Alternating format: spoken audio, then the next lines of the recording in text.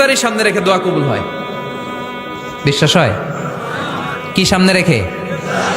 সামনে ইফতারি। বসে থাকে আমরা তৃষ্ণায় সারাটা দিন, ছাতি ফেটে যায়। আল্লাহ দেখে, দেখতে দেখতে আল্লাহর একটা সফট কর্নার তৈরি হয়। এটাই সুযোগ কাজে লাগানোর, ঠিক কিনা? মুমিন যোগ্য যে কোপ মারে, সময় মতো কাজ করে, ঠিক কিনা? আল্লাহ তখন ফেরেশতাদেরকে জিজ্ঞেস করে, এই ঘটনা কি? খায় না যে? খায় না কেন? আল্লাহ রোজা রাখছে। এগুলো কি? রোয়াবজা, পেঁয়াজ, আলুর চপ, বেগুনি, মুরগির রান খায় না। খায় না কেন? ওরা যে ক্ষুধার্ত, আল্লাহ আপনার ভয়ে। তাই কি চায়? আল্লাহ আপনার কাছে ক্ষমা চায়। ক্ষমা চায়, আল্লাহ রহমতের দরিয়ায় জোশ খেলে যায়।